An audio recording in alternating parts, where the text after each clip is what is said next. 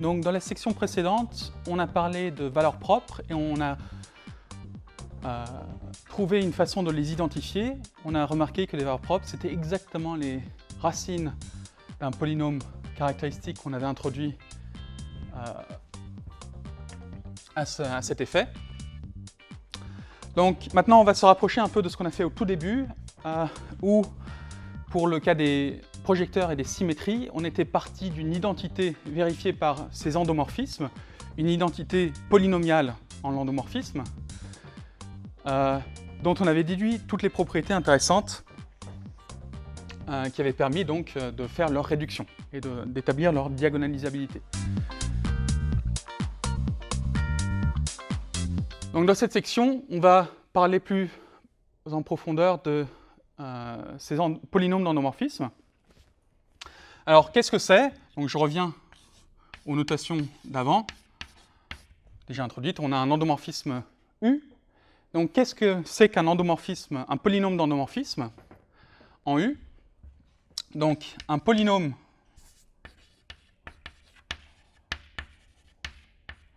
en U, c'est par définition, alors c'est pas un polynôme abstrait, mais c'est en fait un autre endomorphisme.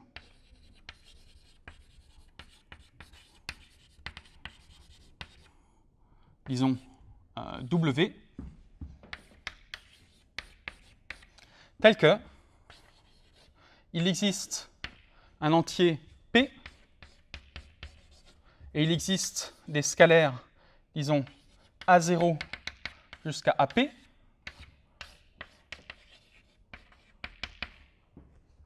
tel que W s'écrivent comme A0 fois U puissance 0 plus A1 fois U plus A2 fois U2 plus etc. jusqu'à AP fois UP, où on note, donc UI c'est la composée I fois de U avec lui-même, la composée de 0 fois U ce sera juste l'identité de V, U1 ce sera U, U2 égale à U rond U, etc. Et plus généralement, UP est égal à U rond UP-1, et ceci pour P, peut-être je devrais dire pour I supérieur égal à 1.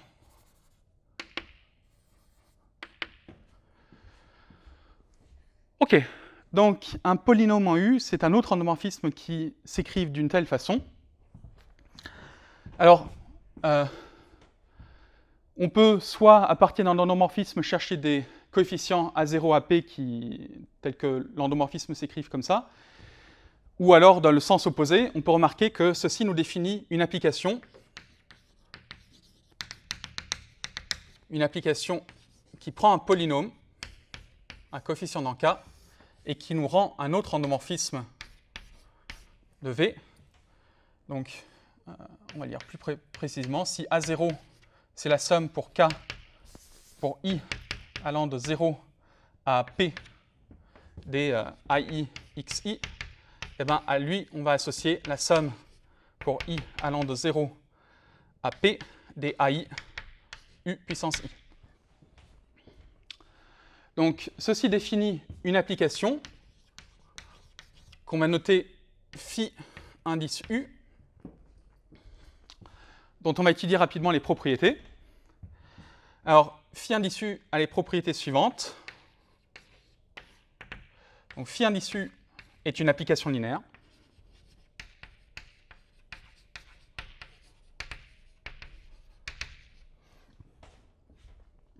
Phi indice U en plus envoie l'identité multiplicative des polynômes, c'est-à-dire le polynôme constant égal à 1, sur l'identité multiplicative des endomorphismes, c'est-à-dire l'endomorphisme identité. Et phi, en plus, se comporte bien par rapport au produit de polynômes. Donc, l'image par phi u d'un produit PQ est égal à l'image, à la composée des images par U de l'image de P et de Q. Ok, donc une application qui vérifie ça, entre donc deux anneaux, ou plus précisément deux K algèbres, donc des anneaux avec une structure de K espace vectoriel. Une application qui vérifie ça, c'est ce qu'on appelle un morphisme de K algèbre.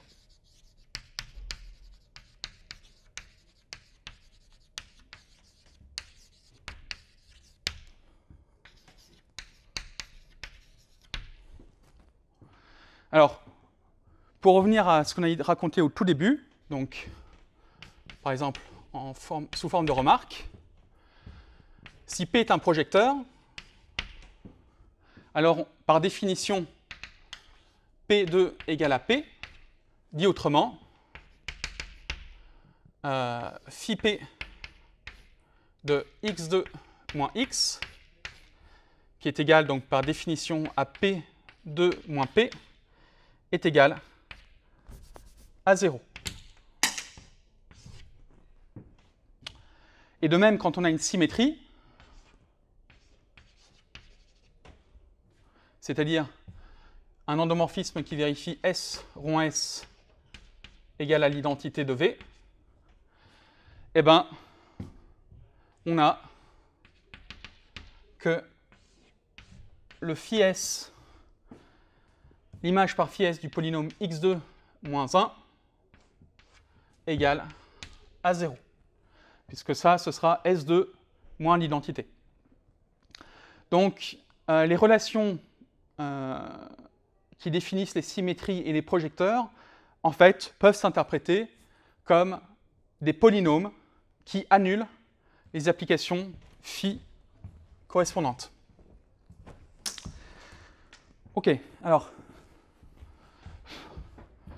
donc ça, on va voir que les zéros de le noyau de cette application phi U a des propriétés spéciales.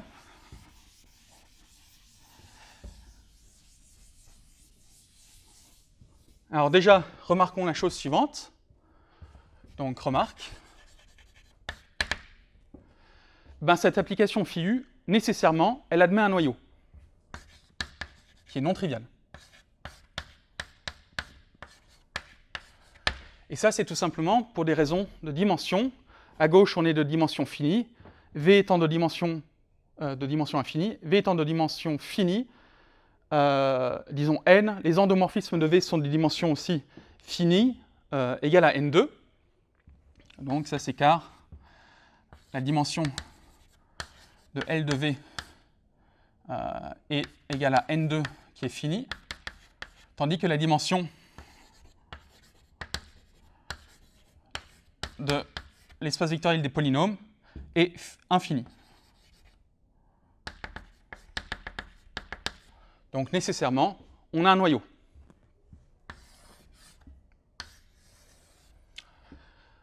Et ce noyau, en fait, il a une structure qui porte un nom. Donc, Ker de phi U est un sous-espace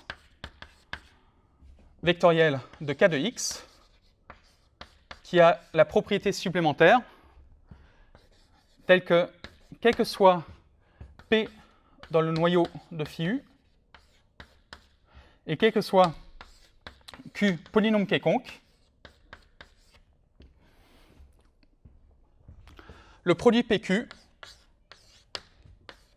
appartient encore au noyau de phi U. Donc phi U, le noyau de phi U étant, on pourrait dire, est stable par multiplication externe, disons. Donc là aussi, la démonstration est très simple. En effet,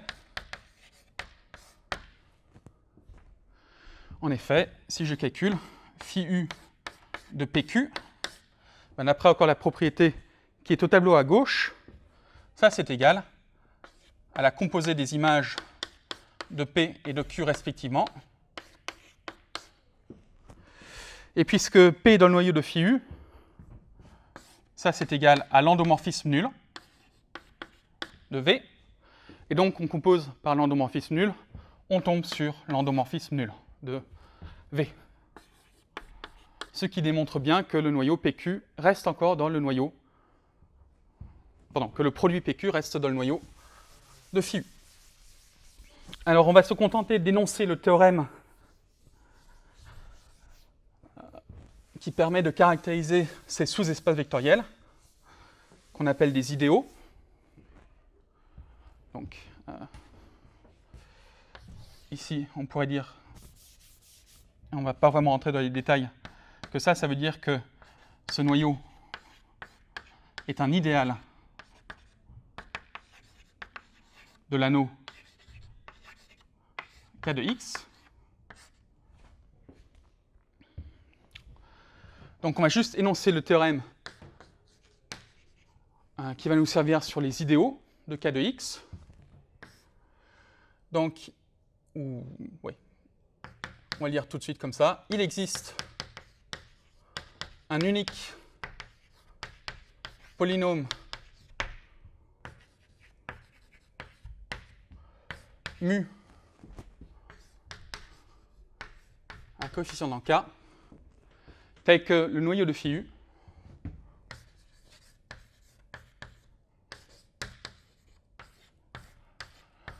ce soit égal à l'ensemble des multiples, je vais l'appeler mu indice U, l'ensemble des multiples du polynôme mu.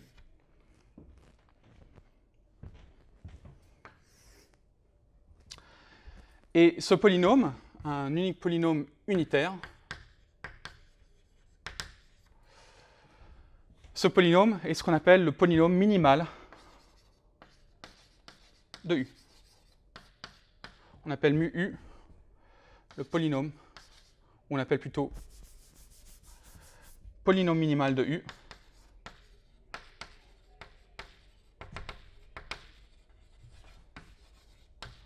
Ce polynôme mu U.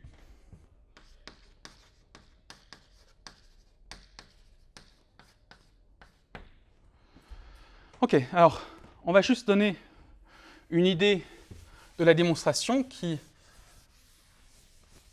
est au programme d'ailleurs, mais qui n'intervient qu'à ce moment essentiellement. Donc, idée rapide de la démonstration.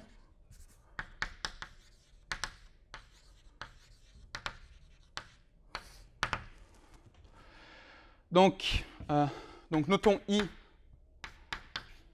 le noyau de phi U. Donc on sait que, d'après la remarque précédente, que ça, ce n'est pas réduit à 0. Et on va noter D, le minimum de l'ensemble des degrés de P, où P se balade dans I et P non nul. Alors, pourquoi est-ce que ce minimum est bien défini? Donc déjà, c'est une partie de n,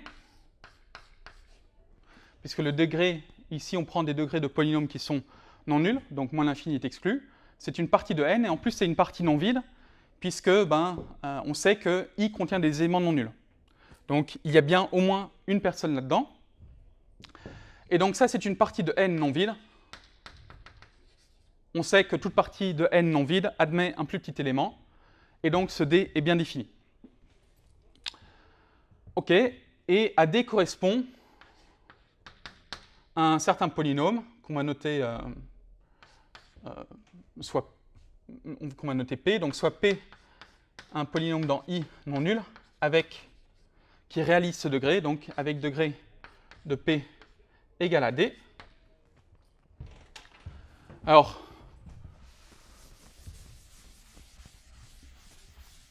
ce polynôme, on va le rendre unitaire. Donc, soit disons gamma son coefficient dominant. Et on va poser, ou pas gamma, on va l'appeler juste A, qui est donc non nul. On va poser mu, ce sera P sur A.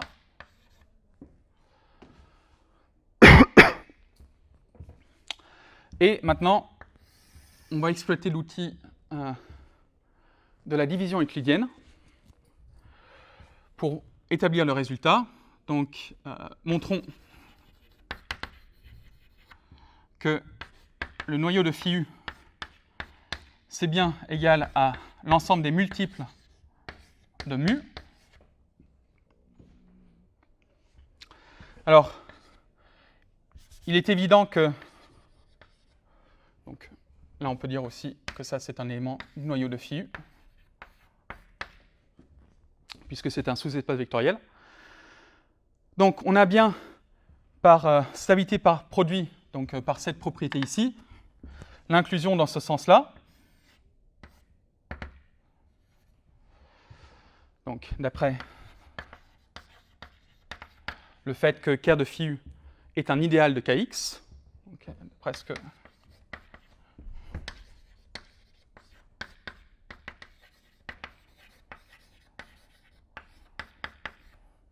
Donc mu appartient, et donc d'après cette propriété, si on multiplie mu par un polynôme Q quelconque, mu Q appartient toujours au noyau, c'est-à-dire qu'on a l'inclusion du membre de droite dans le membre de gauche. Et pour l'inclusion inverse, maintenant si je me donne un polynôme dans le noyau, donc soit disons A dans le noyau de phi u, alors de A on peut faire la division euclidienne par mu.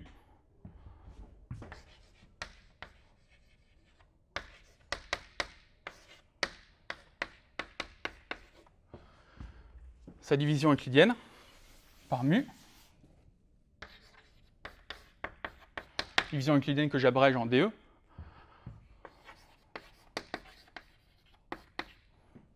De sorte donc que le degré de R soit strictement plus petit que le degré de mu. Alors, A moins Q mu, lui il appartient, on va l'écrire à droite, A moins Q mu, en fait, appartient au noyau de phi u.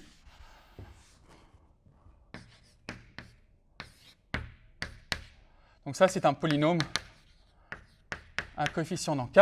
Ça, c'est un élément du noyau de phi u.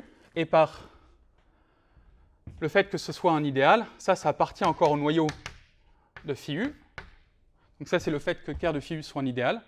Et lui, par définition, il appartient aussi au noyau de Ker de phi u, de phi u. Et donc le tout, puisque le noyau de phi u est un sous-espace vectoriel, appartient au noyau de phi u. Et ça, c'est égal à R. Donc, on vient de montrer que le reste de la division euclidienne appartient encore au noyau de phi u. Et si on avait R non nul, on aurait une absurdité.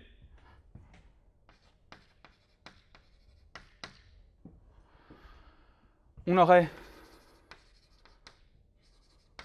donc que le degré de R est strictement plus petit que le degré de mu, qui est égal à D, et qui est, par définition, le minimum de l'ensemble des degrés de polynômes dans Ker de phi u non nul. Et donc ça, c'est absurde, parce que ça viole la minimalité de D. Et donc nécessairement, on a que R est égal à 0.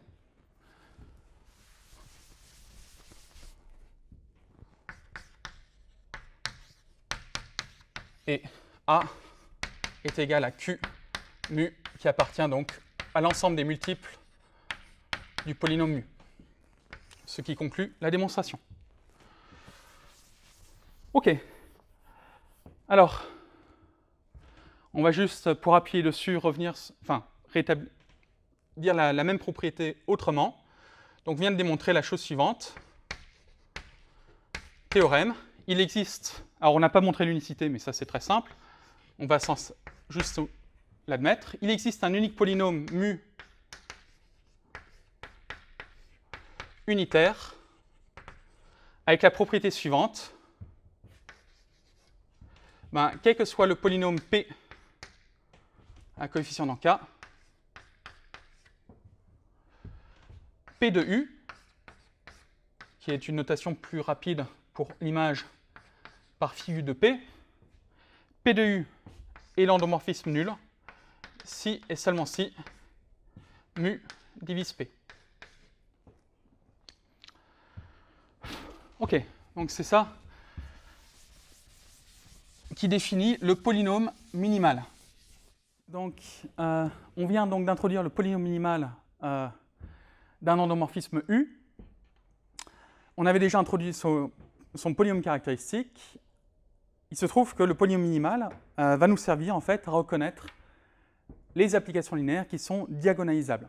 Donc, on va tout de suite commencer par le théorème, ou théorème fondamental vraiment pour la diagonalisabilité. Donc, les assertions suivantes sont équivalentes.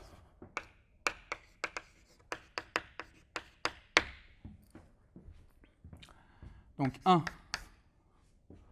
U est diagonalisable.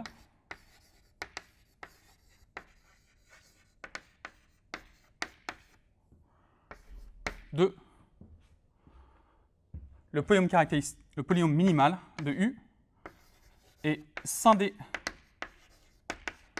sur K, c'est-à-dire peut s'écrire comme le produit de monômes à coefficient dans K, et à racine simple.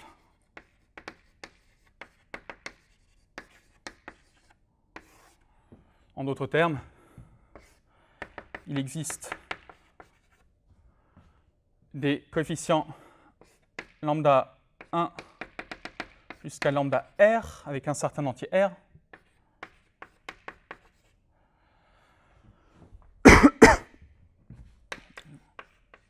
Non nul, tel que le polynôme mu s'écrivent comme le produit pour i allant de 1 à R des x moins lambda i. Alors, de ce théorème, on va essayer de se convaincre. Alors, il y a un sens qui est assez simple, qui est le sens 1 implique 2. Alors, pourquoi est-ce que ça, c'est simple? Parce que, donc, si on suppose que U est diagonalisable, donc je rappelle que par définition, ça signifie que l'espace entier se décompose comme la somme des espaces propres, indexés par les valeurs propres de K dans U. Donc si on suppose que U est diagonalisable, alors on va voir que le polynôme minimal de U, on peut vraiment explicitement le donner, mu U de x, ce sera le produit des x moins les valeurs propres, x moins lambda, pour lambda qui se balade dans le spectre de U. Spectre dont on a déjà dit qu'il était fini de cardinal au plus n la dimension de V. Alors, comment voir ça? Donc, on va le démontrer. Donc, en effet, on peut remarquer la chose suivante. Donc, si V minuscule est un vecteur propre pour une certaine valeur propre lambda de U, quelconque, on peut remarquer que si on a un vecteur propre comme ça, et si on a un polynôme P dans Kx, alors en notant P de U image de P par phi U,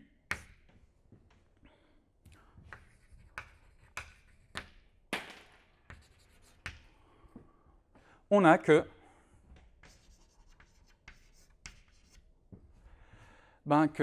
P de U calculé sur le vecteur V, c'est égal en fait P en la valeur propre lambda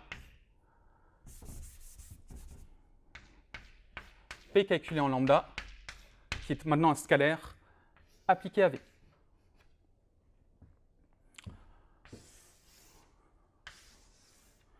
Alors ça, je vous laisse vous en convaincre. On le fait en prenant pour P, soit on prend un polynôme quelconque directement, soit on raisonne sur les monômes de degré, en raisonnant par récurrence, sur les monômes de degré i pour i allant de 1 à n, et on voit que ça marche, et on conclut par linéarité. Donc si vous ne savez pas démontrer ça, si ça ne vous semble pas évident, eh ben, c'est le genre de truc qu'il faut savoir faire, donc faites-le en exercice. Alors de ça, on déduit la chose suivante. En particulier, si P de U est l'endomorphisme nul, c'est-à-dire si P appartient au noyau de phi U, dont on avait déjà dit que c'était l'ensemble des multiples du polynôme mu, et bien, quand on le calcule sur un vecteur propre non nul, V, et ben, on a nécessairement, comme ici on a l'endomorphisme nul, on a nécessairement que ce scalaire fois V, qui est non nul, vaut 0. Un scalaire fois un vecteur est nul si seulement si soit le scalaire, soit le vecteur est nul. Comme V est non nul, on a P de lambda égale à 0. Ok, alors qu'est-ce que ça nous dit? Donc, toute valeur propre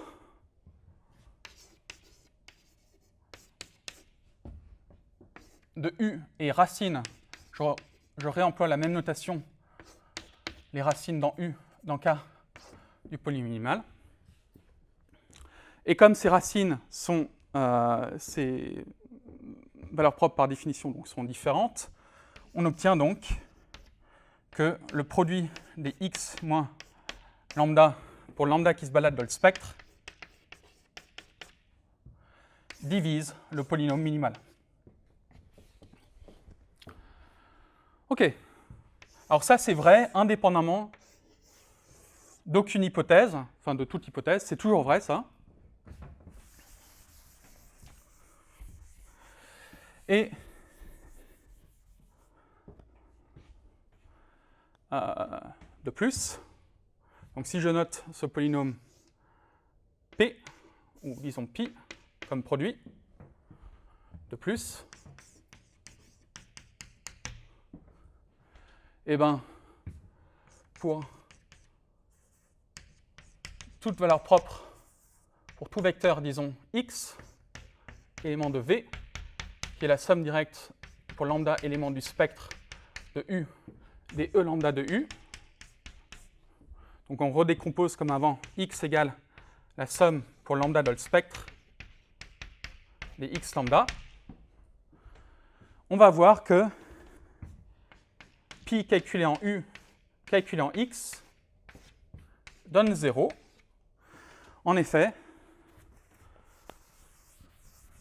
par linéarité,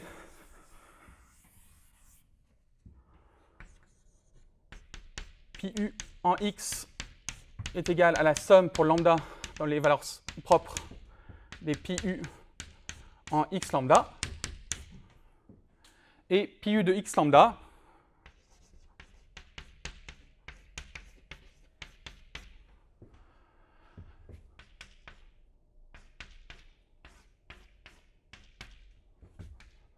de x lambda 0, ça c'est égal à phi u de x moins lambda 0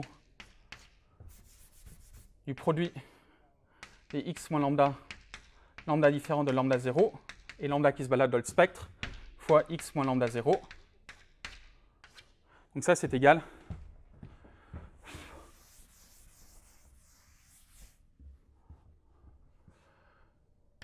à l'image par phi u du polynôme produit des x moins lambda pour lambda dans le spectre, lambda différent de lambda 0,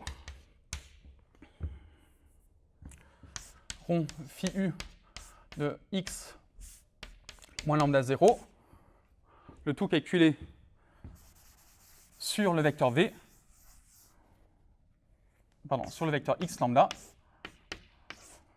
Ça n'est jamais que u moins lambda 0 identité. Et donc ici, déjà par définition, là je devrais prendre lambda 0,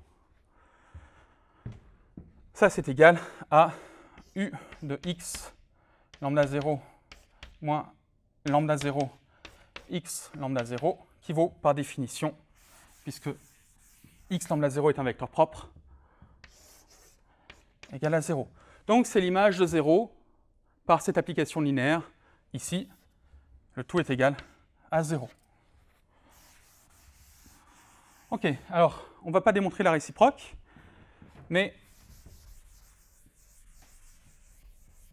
tout simplement, mais se contenter juste de l'avoir énoncé.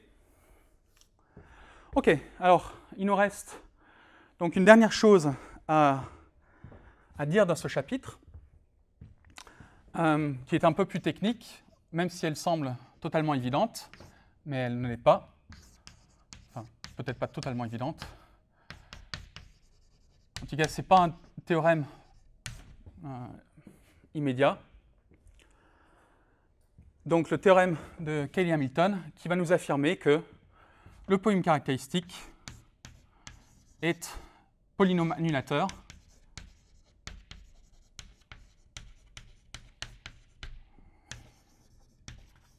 de U, c'est-à-dire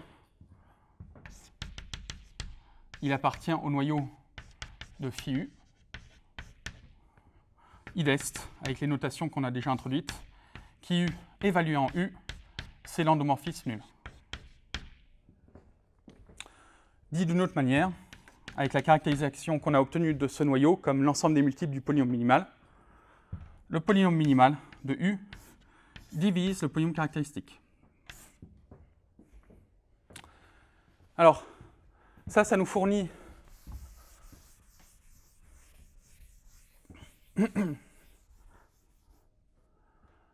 une façon de vérifier que U est diagonalisable. Donc, corollaire.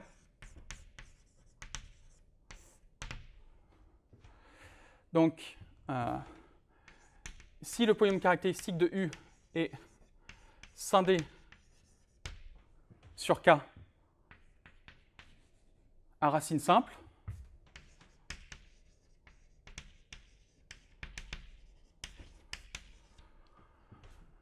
alors comme on sait que QU est de degré n et que les racines de QU dans K, ce sont exactement les valeurs propres, donc ça c'est équivalent, d'après cette petite remarque, idest si le spectre de U est de cardinal exactement n la dimension de V, alors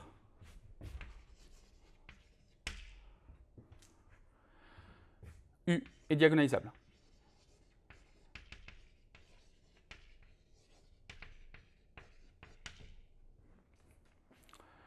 Ok, alors pourquoi est-ce que ça c'est vrai? On sait que d'après le théorème de Cayley-Hamilton, que le polynôme minimal divise le polynôme caractéristique. Donc, lui étant par hypothèse scindé à racine simple, le polynôme minimal est lui aussi forcément scindé à racine simple, et donc d'après le théorème précédent, U est diagonalisable. Alors en pratique, il est rare de pouvoir calculer explicitement le polynôme minimal d'un endomorphisme, et en général, on se contente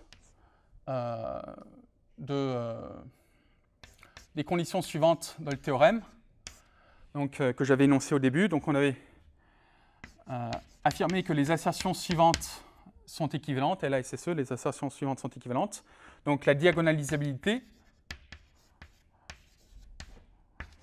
le fait que mu U soit scindé sur K à racine simple. Alors en général, ça c'est pas vraiment très réaliste de vouloir calculer le polynôme minimal. Une caractérisation équivalente, c'est que U admet un polynôme annulateur scindé non nul, scindé à racine simple, scindé sur K à racine simple.